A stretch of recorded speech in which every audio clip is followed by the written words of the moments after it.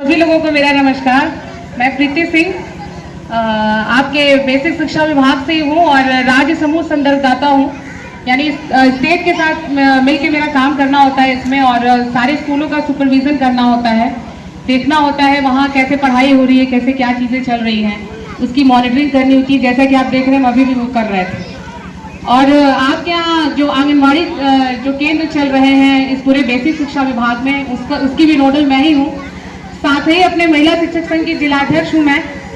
और यहाँ आज अशोक सर ने अपने स्कूल पे मुझे इनवाइट किया था।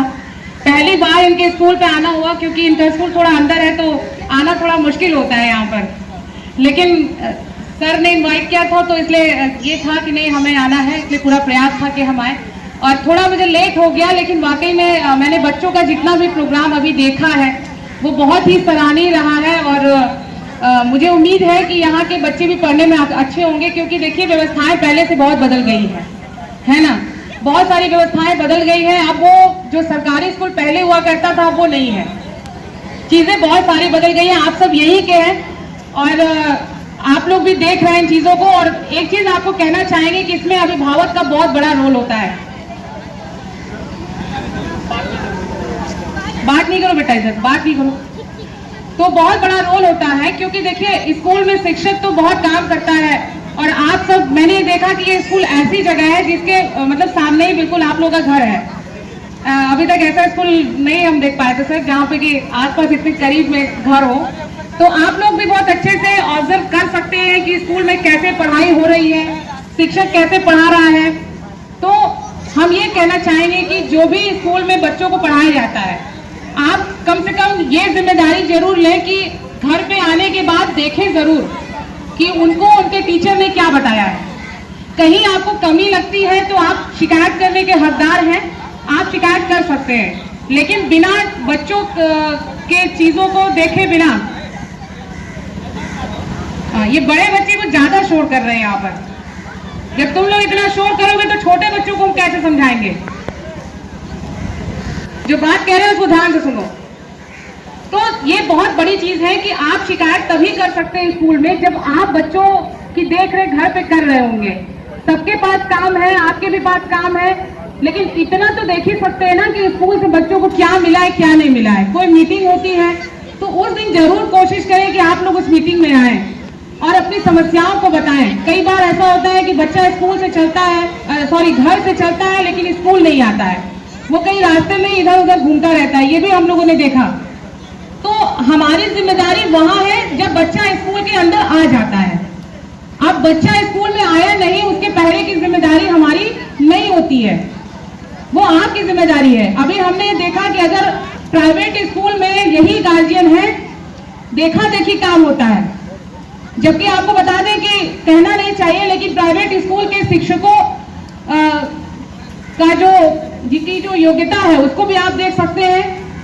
या ये भी आपको बता दें कि वो तभी उस स्कूल में पढ़ा रहे हैं जब तक उनको सरकारी स्कूल में नौकरी नहीं मिली है। ये भी आपको बता दें, जिस दिन उनको यहाँ नौकरी मिलेगी उस दिन वो उस नौकरी को छोड़ देते हैं।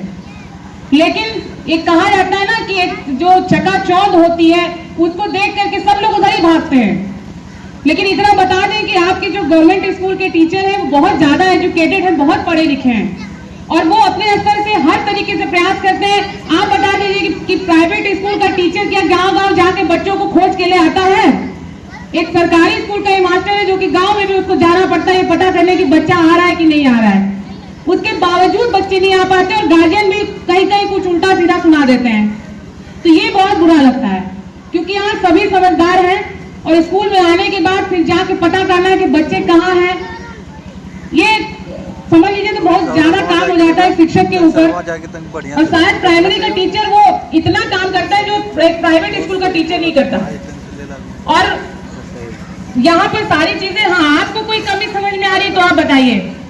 और एक चीज जो कहना चाह रहे थे वो ये था कि हमने देखा कि अगर प्राइवेट स्कूल में आप एडमिशन कराते हैं, यही गार्जियन की बात करते हैं, वो नियम से अगर बस आ गई है, वो नियम से अपने बच्चे को तैयार करेंगे और उसको बस तक छोड़ के आएंगे, और जब उसका आने का समय होता है तो उसको लेके आएंगे, उसका लंच तक बना के, उसको टिफिन तक बना के देते हैं। वही अगर सरकारी स्कूल में पहुंचाने की बात होती है तो उनके पास वक्त नहीं होता है। वो उसको छोड़ देते हैं, जैसे लगता है कि यहाँ के हम लोग पता नहीं क्या है। तो मेरी शिकायत है, आप लोग अगर ऐसा नहीं सोचते हैं तो अच्छी बात है, लेकिन अगर सोचते हैं तो मत सोचिए ऐसा। सबको जागरूक होने की आज जरूरत है। सिर्फ एक टीचर ही सब कुछ करता रहे, हम तो सब कुछ करेंगे। आपका बच्चा स्कूल के अंदर आए, सारी जिम्मेदारी हमारी है, हम सब कुछ करेंगे। लेकिन इतना करना है कि जब यहाँ से वो जाए तो आप सबसे मेरा निवेदन है कि आप सब ये जरूर देखें, भाई बहन यहाँ सारे लोग दिख रहे हैं, बड़े बड़े बच्चे हैं, इतना जरूर देखें कि उसको मिला क्या है स्कूल से। उससे पूछिए तो सही कि तुमने आज किया क्या है स्कूल में। हाँ, कोई कमी होती है आप हमसे कहिए, हम उसको एक्सेप्ट करेंगे और उस पर हम काम करेंगे, ठीक है। और इसी के साथ जैसा कि मैं बता दूं कि महिला सशक्तिकरण पे मेरा बहुत जोर रहता है, बालिकाओं की शिक्षा पर बहुत जोर रहता है, और बालक बालिका में कोई भेदभाव नहीं होना चाहिए। यहाँ देखिए हमारी माताएं बैठी हैं और बड़ी बड़ी यहाँ जो हमारी उनसे छोटी बहनें होंगी हमारी जो यहाँ पर दिख रही है मुझे, बहुत सारे लोग हैं। तो मैं ये कहना चाहती हूँ कि देखिए भेदभाव बालक बालिका में करना ये बिल्कुल भी उचित नहीं है। अब धीरे धीरे इसमें बदलाव की बहुत आवश्यकता है। और आप एक बात ये जान लीजिए, जिनके घर में माताएं हैं वो इस बात को जानती होंगी कि एक जो बेटी होती है वो इतनी भावुक होती है, वो आप देखेंगे कि वो पढ़ने में भी सबसे अच्छी होती है। आप कभी तुलना कर लीजिएगा, लड़के और लड़की के एजुकेशन में आप कभी तुलना करके देखिएगा, उसको मौका नहीं मिल पाता है, तो आप देखिएगा कि लड़कियां पढ़ने में बहुत अच्छी होती हैं। और आज लड़कियां कहां से कहां पहुंच गई हैं। और शायद उन्हीं लड़कियों में से मैं भी यहाँ आपके सामने ही खड़ी हूँ। लेकिन आप देखिएगा कि जितनी तरक्की इस देश में लड़कियों ने किया है उतना लड़कों ने नहीं किया है, और करती ही जा रही है, चाहे वो IAS PCS कोई भी हो, ठीक है।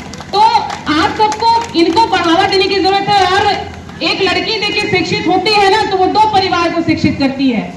एक तो जहां वो है वहां, और जहां जाती है शादी के बाद वहां, समझ लीजिए इतने लोगों को वो शिक्षित करती है।